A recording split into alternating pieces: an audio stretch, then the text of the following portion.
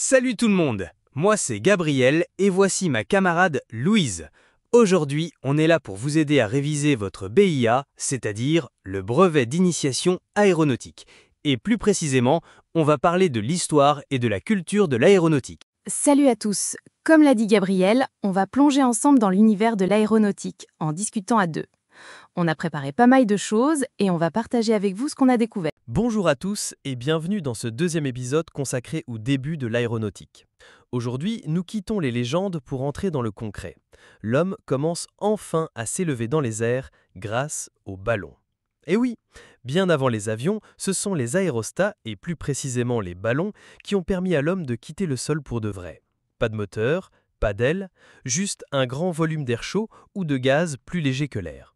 Mais alors, comment ça marche un ballon ? Qui a eu l'idée de le construire ? Et comment ces engins ont-ils marqué le tout début de l'histoire du vol humain ?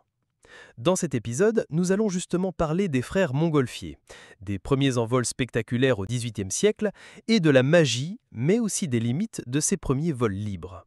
Alors, en route pour un bond dans le passé et surtout pour une ascension tout en douceur dans les airs grâce aux ballons. Vers les années 1700, deux idées très différentes sur le vol commencent à s'opposer. D'un côté, il y a ceux qui croient que pour voler, il faut utiliser des machines plus légères que l'air, comme les montgolfières. Pour eux, c'est déjà possible et ça les fait rêver. De l'autre côté, certains pensent qu'on peut faire voler des machines plus lourdes que l'air, un peu comme les oiseaux. Mais à l'époque, il leur manque encore un moteur assez puissant pour que ça marche. Aujourd'hui, on va s'intéresser à l'héritage des frères Montgolfier et à leur invention, qui a littéralement lancé la conquête du ciel par l'homme. On se situe au XVIIIe siècle, une période de bouillonnement intellectuel et scientifique. Oui, en plein siècle des Lumières.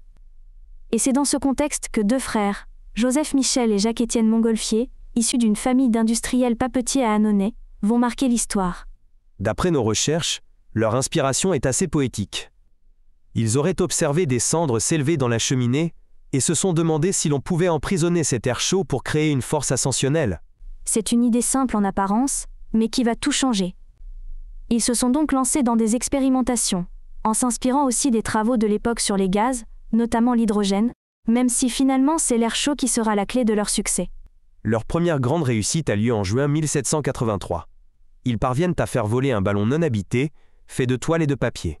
L'engin s'élève en chauffant l'air à l'intérieur, et vole pendant une dizaine de minutes.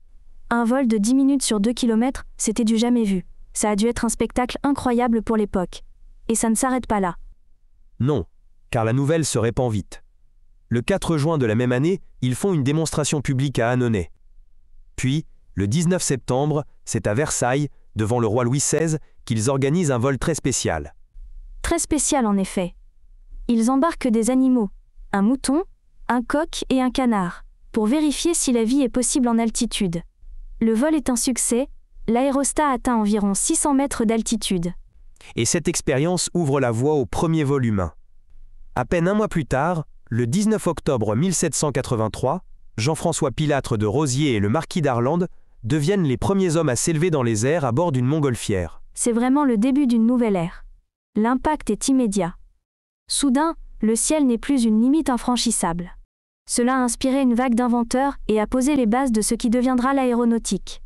Absolument. Et la technologie a bien sûr énormément évolué depuis.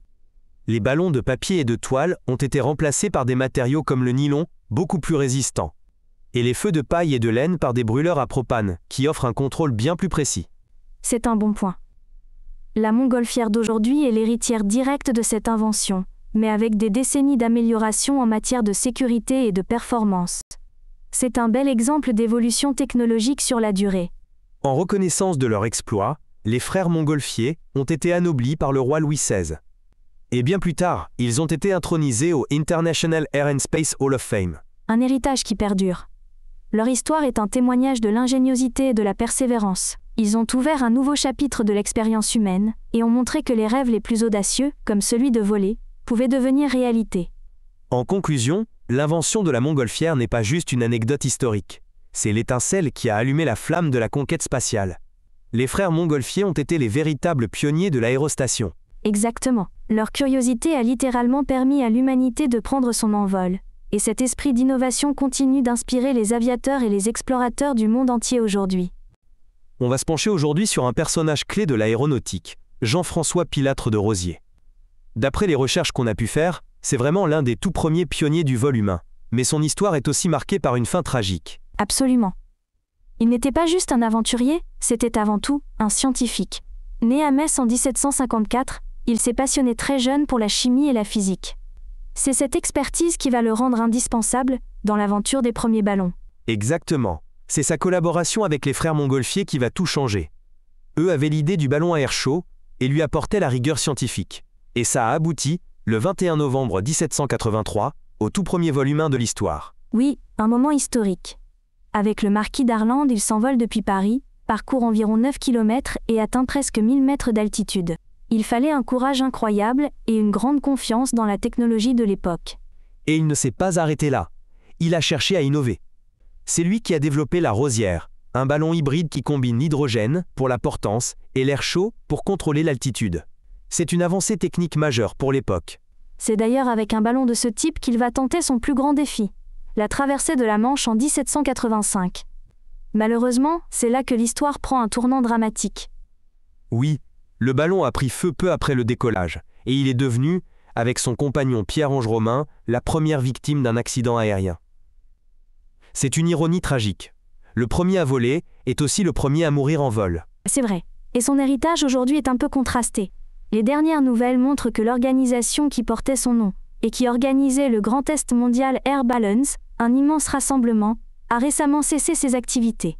En effet, il n'y aura pas d'édition en 2025, et l'organisation a aussi arrêté les vols commerciaux. C'est un peu la fin d'une époque pour le monde de la montgolfière en France. Heureusement, tout n'est pas perdu.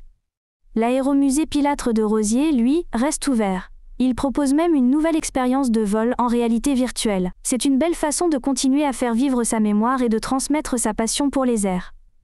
En conclusion, Pilâtre de Rozier n'est pas seulement le premier homme à avoir volé.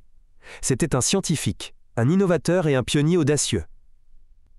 Son travail a prouvé que le vol humain était possible et a ouvert la voie à toute l'aviation moderne. Son histoire nous rappelle à la fois le génie des débuts de l'aéronautique et les risques immenses que ces premiers aéronautes ont pris pour réaliser le rêve d'Iker.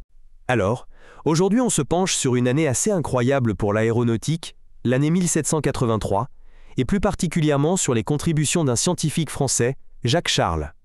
Oui, 1783, c'est vraiment l'année du décollage, au sens propre du terme.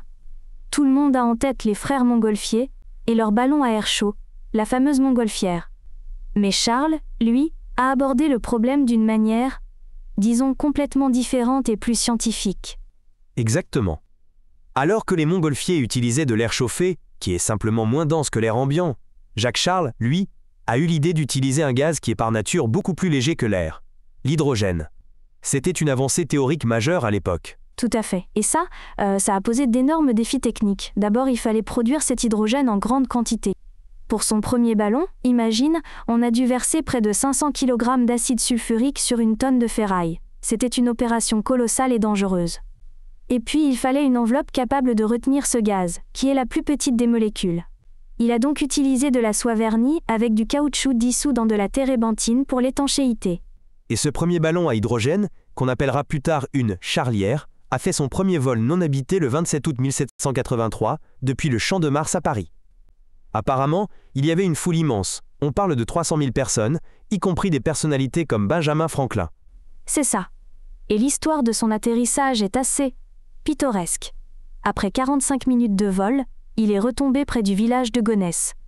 Les paysans du coin, terrifiés par cet objet non identifié tombé du ciel, l'ont attaqué à coups de fourche et de fusil.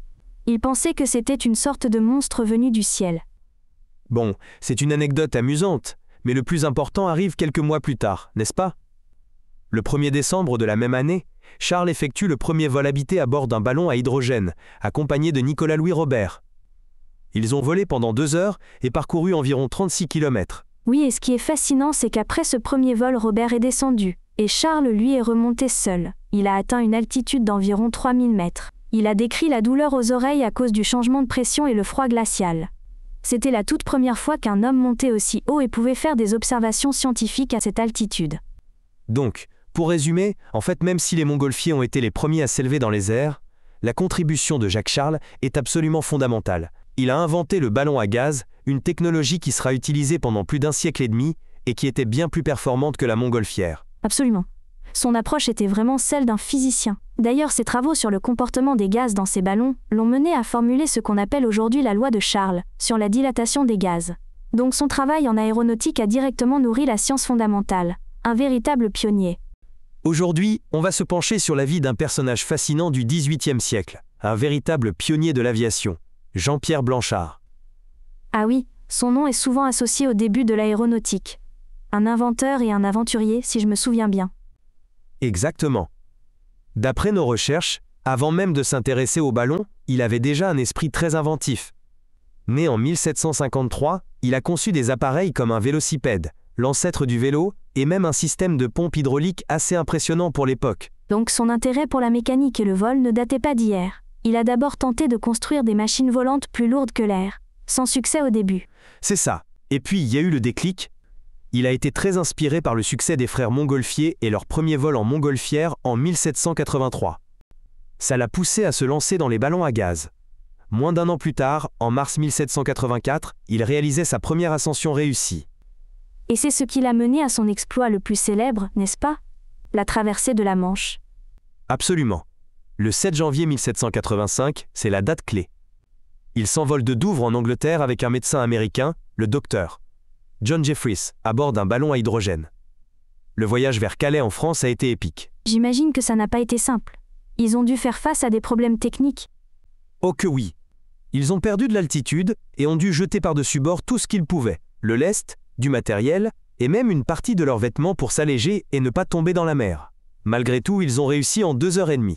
Un jalon majeur pour l'aviation. Incroyable. Et son influence ne s'est pas arrêtée à l'Europe. Il a aussi joué un rôle en Amérique du Nord. En effet. En 1793, il a effectué le tout premier vol en ballon en Amérique du Nord, au départ de Philadelphie. Et pas devant n'importe qui. Le président George Washington était dans le public. Cet événement a vraiment contribué à populariser l'aérostation aux États-Unis. C'est fascinant de voir comment une seule personne a pu avoir un tel impact sur 2 continents. Et il ne s'est pas contenté des ballons, il a aussi travaillé sur les parachutes. Oui, c'est un autre aspect important de son héritage. Bien qu'il n'ait jamais sauté lui-même, ses expériences, notamment avec des animaux, ont jeté les bases pour les pionniers qui ont suivi, comme André-Jacques Garnerin.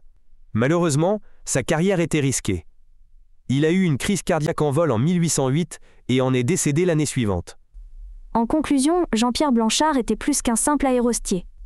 C'était un innovateur qui, par son audace et ses expériences, a vraiment ouvert la voie à l'aviation moderne, que ce soit pour le transport ou pour la sécurité avec les parachutes. Aujourd'hui, on se penche sur un moment clé de l'histoire militaire et aéronautique, l'utilisation des ballons d'observation en 1794. 1794, on est en plein milieu de la Révolution française. C'est une période de grands bouleversements, y compris sur le plan militaire. Exactement. Le gouvernement révolutionnaire de l'époque, le Comité de salut public, était très ouvert aux innovations technologiques pour prendre l'avantage sur ses ennemis. Et l'une de ces innovations, c'était justement l'observation aérienne. Et c'est là qu'intervient le fameux ballon l'Entreprenant, n'est-ce pas? Précisément. L'Entreprenant est le tout premier ballon d'observation militaire à être utilisé au combat. Sa conception a été supervisée par le physicien Jean-Marie-Joseph Coutel. C'était un projet assez ambitieux pour l'époque. Comment était-il fabriqué? Et comment fonctionnait-il sur le terrain? Alors, il était gonflé à l'hydrogène, produit directement sur le lieu des opérations, ce qui était déjà un défi technique. Une fois en l'air, il était captif, c'est-à-dire relié au sol par des câbles. Ça lui donnait une plateforme stable pour les observateurs. Et à quelle hauteur pouvait-il monter? On imagine que plus c'est haut, plus la vue est dégagée. Il pouvait atteindre environ 680 mètres d'altitude. De là-haut, équipés de longues vues, les aérostiers pouvaient observer les positions et les mouvements des troupes ennemies sur des kilomètres. Ce qui nous amène à son utilisation la plus célèbre. La bataille de Fleurus, le 26 juin 1794. Oui, c'est le baptême du feu pour l'observation aérienne. Pendant la bataille, l'Entreprenant a fourni des renseignements en temps réel sur l'armée de la coalition autrichienne. Les généraux français recevaient des notes, larguées depuis le ballon, qui décrivaient les manœuvres ennemies. Ça a dû leur donner un avantage stratégique considérable. Pouvoir anticiper les mouvements de l'adversaire, c'est le rêve de tout commandant. Absolument. Cet avantage a contribué à la victoire française à Fleurus. C'était la preuve que la reconnaissance aérienne pouvait changer le cours d'une bataille. La France a même créé la toute première compagnie d'aérostiers, qui est en quelque sorte l'ancêtre de l'aviation militaire moderne. Et quel a été l'héritage de cette innovation? Est-ce que l'utilisation des ballons s'est généralisée tout de suite après? Pas immédiatement. Leur usage a un peu décliné après les guerres napoléoniennes. Mais l'idée était lancée. Les ballons d'observation ont fait un grand retour plus tard, notamment pendant la guerre de sécession américaine et surtout pendant la Première Guerre mondiale pour le repérage d'artillerie. Donc, on peut dire que ces premiers vols en 1794 ont posé les bases de toute la reconnaissance aérienne qui a suivi jusqu'aux drones et satellites d'aujourd'hui. C'est tout à fait ça. Pour résumer, l'année 1794 et le ballon L'Entreprenant marquent une véritable rupture. Ils ont démontré pour la première fois le potentiel de la dimension aérienne dans la guerre. Une innovation née de la Révolution française qui a littéralement donné une nouvelle perspective au champ de bataille. Aujourd'hui, nous allons nous pencher sur les exploits d'un pionnier de l'aéronautique, André-Jacques Garnerin. D'après nos recherches, il est une figure vraiment centrale dans le développement du parachutisme et du vol en ballon à la fin du XVIIIe siècle. Oui, et son histoire est fascinante. On parle souvent des frères Montgolfier, mais Garnerin a apporté quelque chose de tout à fait nouveau. La démonstration qu'on pouvait descendre du ciel en toute sécurité. C'est lui qui a réalisé le premier saut en parachute réussi de l'histoire. Exactement. Pour situer le personnage, André-Jacques Garnerin est né à Paris en 1769. Il a été très tôt captivé par l'essor de l'aérostation. Il a eu la chance d'être formé par Jacques Charles, un grand nom de la physique et un pionnier du ballon à gaz. Cette formation a été cruciale. Elle lui a donné à la fois les connaissances scientifiques et l'expérience pratique nécessaires pour ses futures expériences. Il n'était pas juste un casse-cou, c'était un scientifique. Tout à fait. Et son innovation majeure, c'est l'invention du parachute sans armature. Avant lui, les concepts étaient rigides et peu pratiques. Son design était une simple voilure en soie, de forme conique, conçue pour ralentir la descente. C'est une avancée significative.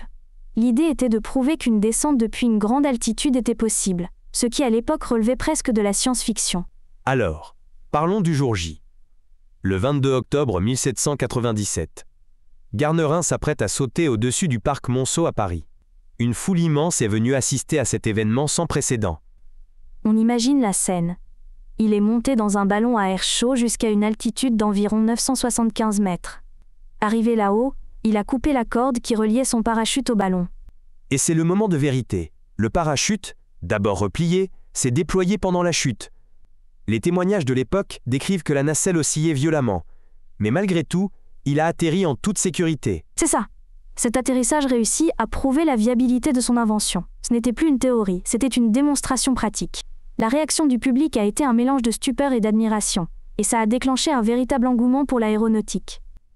Au-delà de ce saut historique, Garnerin a eu d'autres contributions importantes. Il a été nommé aéronaute officiel de la France, ce qui n'est pas rien. Il a aussi travaillé sur les ballons à hydrogène, et a même proposé de les utiliser pour la reconnaissance militaire pendant les guerres révolutionnaires. C'est un bon point.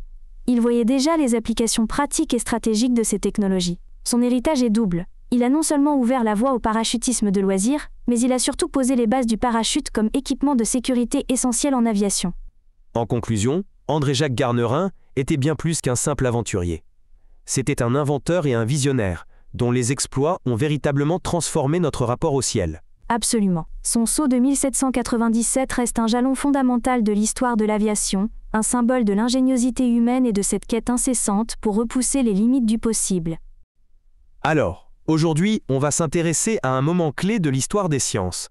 Les débuts de l'aéronautique scientifique avec les expériences en ballon de Joseph-Louis Gay-Lussac en 1804. Oui, c'est une période vraiment charnière. Il faut se rappeler que Gay-Lussac n'était pas un inconnu, à l'époque. C'était un chimiste et physicien français de premier plan, déjà célèbre pour ses travaux sur les lois des gaz. Tout à fait. Et en 1804, avec le soutien de l'Académie des sciences, il se lance dans une série d'ascensions avec un autre scientifique, Jean-Baptiste Biot. Leur but n'était pas l'exploit pour l'exploit, mais bien la recherche scientifique. Et ils avaient des objectifs très précis. D'après les recherches que nous avons consultées, leur mission principale était de vérifier si la force magnétique terrestre diminuait avec l'altitude. C'était une hypothèse importante, qui circulait à l'époque. Exactement. En plus de ça, ils voulaient bien sûr mesurer les variations de température, de pression, d'humidité, et, surtout, prélever des échantillons d'air pour en analyser la composition à haute altitude. Alors, venons-en aux résultats. Qu'est-ce qu'ils ont découvert là-haut ? Eh bien, la première grande découverte a été une surprise. Contrairement à leurs attentes, la force magnétique ne montrait aucune diminution appréciable. C'était un résultat majeur qui remettait en question les théories de l'époque. D'accord, donc une première hypothèse majeure qui est invalidée par l'expérimentation. Et concernant l'atmosphère elle-même? Là, ils ont confirmé que la température diminuait bien avec l'altitude, ce qui a permis de mieux comprendre la dynamique atmosphérique. Mais la découverte peut-être la plus cruciale concernait la composition de l'air. Intéressant. Peux-tu développer ce point? Bien sûr.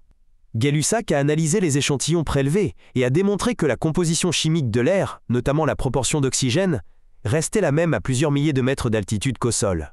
Ça a mis fin à l'idée que l'oxygène se raréfiait en montant. C'est une découverte fondamentale. Et il y a eu une deuxième ascension notable cette année-là, n'est-ce pas? Gay-Lussac est reparti, mais seul cette fois. Oui, le 16 septembre 1804. Il est monté seul pour pouvoir emporter plus d'instruments et atteindre une altitude encore plus impressionnante. Il a atteint environ 7016 mètres, un record pour l'époque. Et cette ascension en solo a permis de confirmer ses premiers résultats? Elle les a non seulement confirmés mais aussi renforcés. L'impact de ces expériences a été immense. Elles ont prouvé que le ballon était un outil scientifique viable et ont véritablement ouvert la voie à la recherche en sciences de l'atmosphère. Donc pour résumer, on peut dire que Gay-Lussac et Biot n'ont pas seulement fait des vols en ballon. Ils ont transformé l'aéronautique en une discipline scientifique en fournissant les premières données empiriques fiables sur la haute atmosphère. C'est exactement ça. Un travail de pionnier qui a jeté les bases de notre compréhension de l'atmosphère et qui a inspiré des générations de scientifiques et d'explorateurs après eux. Une étape vraiment fondatrice dans l'histoire des sciences de la Terre. Alors aujourd'hui, on se penche sur un sujet fascinant. Les débuts de la photographie aérienne et le rôle d'un personnage clé, Gaspard Félix Tournachon, plus connu sous le nom de Nadar. Oui, Nadar. Un nom qui évoque souvent les portraits de célébrités du XIXe siècle, comme Baudelaire ou Sarah Bernhardt. Mais son travail va bien au-delà. Il a littéralement donné une nouvelle perspective à la photographie. Exactement. Et le moment charnière, c'est l'année 1858.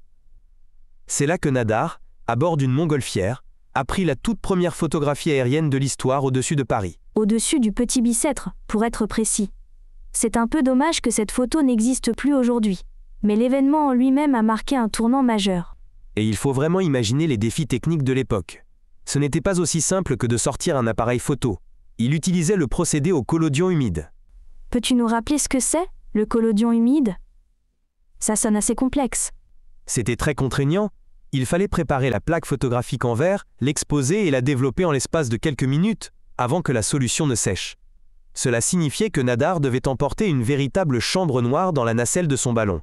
Une chambre noire dans une nacelle de montgolfière. C'est assez incroyable. Et d'après nos recherches, il y avait aussi un autre problème avec le gaz du ballon, n'est-ce pas? Tout à fait. Le gaz qui s'échappait du ballon, souvent de l'hydrogène, pouvait voiler les plaques photographiques et ruiner les images. Nadar a donc dû faire preuve d'ingéniosité et a inventé une sorte de couvercle en coton étanche pour protéger son matériel et stabiliser les images. C'est la marque d'un véritable innovateur. Il ne s'est pas arrêté aux défis techniques. Il avait aussi une vision très claire des applications potentielles de son invention. Oui, et c'est un point très important. Dès 1855, soit 3 ans avant sa première photo réussie, il a déposé un brevet pour l'utilisation de la photographie aérienne à des fins de cartographie et d'arpentage.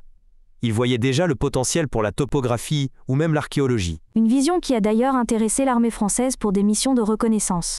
Même si l'idée n'a pas été pleinement concrétisée à son époque, il a posé les bases de ce qui deviendra plus tard la reconnaissance aérienne militaire.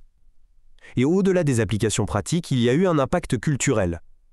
On pense notamment à la célèbre lithographie d'Honoré Daumier, intitulée « Nadar élevant la photographie à la hauteur de l'art ». Elle se moque gentiment de ses efforts tout en soulignant le débat de l'époque sur le statut artistique de la photographie. C'est une bonne image pour résumer son rôle. Il a littéralement élevé la photographie, au sens propre comme au figuré. Il a repoussé les limites de la technologie et de l'art de son temps. En conclusion, le travail de Nadar en photographie aérienne est vraiment un carrefour entre l'art, la science et l'innovation. Sa première photo de 1858 a ouvert un tout nouveau champ des possibles pour la photographie. Oui, son héritage est immense. Il a non seulement capturé le monde d'en haut pour la première fois, mais il a aussi anticipé les applications pratiques qui sont devenues essentielles aujourd'hui dans de nombreux domaines. Un vrai pionnier. En 1870, pendant la guerre franco-prussienne, Paris est complètement encerclé par les troupes prussiennes. La situation est critique. Plus aucun courrier ne passe, plus aucune communication avec l'extérieur n'est possible. La ville est littéralement coupée du monde. Mais les Parisiens ne manquent pas d'idées. Pour briser cet isolement, ils imaginent une solution audacieuse, les fameux ballons montés. Il s'agit d'aérostats, remplis d'air chaud ou de gaz, et pilotés par des aéronautes. Leur objectif ? Être capable de s'élever au-dessus du blocus pour rétablir le contact. Le premier vol réussi a lieu le 23 septembre 1870. Et ce n'est qu'un début.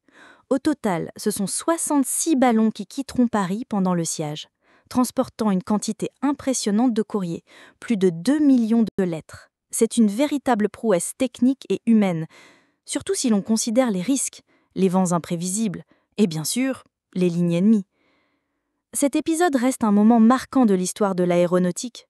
Il est devenu un symbole de courage, d'ingéniosité et nous rappelle l'importance cruciale de communiquer, même en temps de crise. Alors, aujourd'hui, on va se pencher sur un exploit aéronautique assez remarquable qui a eu lieu en 1999. Il s'agit du premier tour du monde en ballon, sans escale, réalisé par Bertrand Piccard et Brian Jones. Oui, une aventure qui semble tout droit sortie d'un roman de Jules Verne. Et les deux hommes derrière cet exploit n'étaient pas des inconnus. Bertrand Piccard, par exemple, vient d'une véritable dynastie d'explorateurs. Son grand-père a exploré la stratosphère et son père les fonds marins. Et son coéquipier Brian Jones était un pilote britannique très expérimenté, notamment dans la Royal Air Force. Il fallait bien cette combinaison de rêve et d'expertise pour s'attaquer à un tel défi. Pour le réaliser, ils avaient un engin tout à fait spécial, le Breitling Orbiter 3. C'est un point clé. Ce n'était pas un ballon à air chaud classique, c'était un ballon de type Rosière, qui est en fait un hybride. Il combine une cellule de gaz plus léger que l'air, comme l'hélium, et un cône d'air chaud alimenté par des brûleurs à propane. Ça leur a donné beaucoup plus de contrôle sur l'altitude, et donc une plus grande autonomie. Exactement. La conception était cruciale. La nacelle, par exemple, était une cabine pressurisée faite de Kevlar et de fibres de carbone, pour résister aux conditions extrêmes en haute altitude. Le départ a été donné le 1er mars 1999, depuis Château de Aix en Suisse. Et le voyage n'a pas été de tout repos. Le plus grand défi était la météo et la navigation. Ils dépendaient entièrement des courants vent, les fameux jet stream, pour avancer. Ils avaient une équipe au sol, menée par le météorologue Luc Trullement, qui les guidait en permanence. C'était un travail d'équipe colossal. Absolument. Au final, le vol a duré 19 jours, 21 heures et 47 minutes. Ils ont parcouru plus de 40 000 km, survolant 25 pays. C'est une distance énorme. Oui, et ils ont atteint des altitudes impressionnantes, jusqu'à plus de 11 700 mètres. Le voyage s'est terminé le 21 mars, avec un atterrissage en plein désert égyptien. Un final spectaculaire pour une aventure qui l'était tout autant. Au-delà de l'aventure humaine, la portée de cet événement est multiple. D'un point de vue technologique, le succès du Breitling Orbiter 3 a prouvé l'efficacité de la conception Rosière pour les vols de très longue durée, établissant de nouveaux records de distance et de durée. C'est vrai. Et sur le plan historique, c'était perçu comme l'une des dernières grandes aventures du XXe siècle. Ça a vraiment captivé l'imagination du public. C'était la preuve que l'esprit d'exploration était toujours bien vivant, même à l'aube du XXIe siècle. En conclusion, ce tour du monde n'était pas seulement un record sportif ou technologique.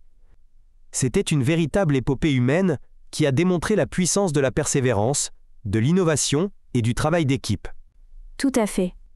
C'est une histoire qui a marqué l'histoire de l'aéronautique et qui continue d'inspirer, nous rappelant que les rêves, même les plus fous, peuvent être réalisés avec de la détermination et de l'ingéniosité.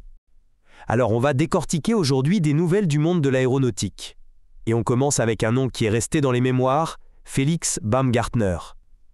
Son exploit de 2012 fait encore parler de lui. Oui, et c'est intéressant parce qu'une vidéo de lui est récemment devenue virale. Il y parle de son entraînement pour le fameux saut depuis la stratosphère. Il décrit les 5 ans de préparation comme une sorte de prison, ce qui est une image assez forte. 5 ans, c'est énorme en effet. Et qu'est-ce qu'il dit du moment du saut ? Eh bien, il raconte que sa toute première pensée après avoir sauté, c'était le mot « liberté ».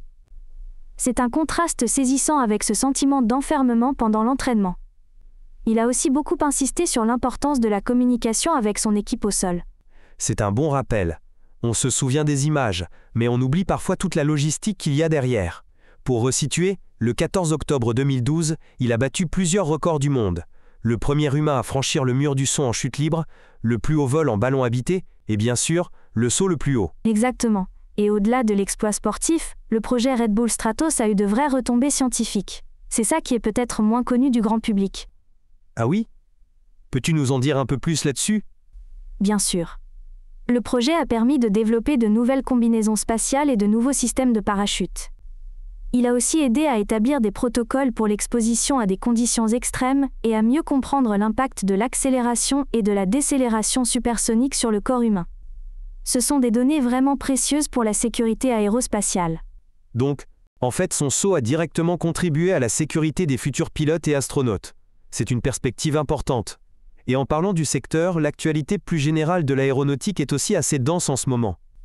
Oui, c'est le moins qu'on puisse dire. On a par exemple des nouvelles de Boeing, qui fait face à des critiques sur la formation et la supervision après l'incident du vol 1282. La sécurité reste un enjeu central, évidemment. Et du côté des innovations et des contrats? Alors, on note que des compagnies comme Air Premia reçoivent de nouveaux appareils, des Boeing 787-9. Côté technologie, ATR explore des moteurs hybrides pour ses futurs avions, ce qui est une tendance de fond pour réduire l'empreinte carbone. Et puis, dans le spatial, SpaceX a encore lancé une mission privée, vers la Station spatiale internationale. D'accord, donc pour résumer, on a d'un côté l'héritage d'exploits, comme celui de Baumgartner, qui continue d'inspirer et de faire avancer la science. Et de l'autre, une industrie en pleine effervescence, qui jongle entre des défis de sécurité importants, comme chez Boeing, et des avancées technologiques constantes, que ce soit dans l'aviation commerciale ou dans le spatial. C'est tout à fait ça.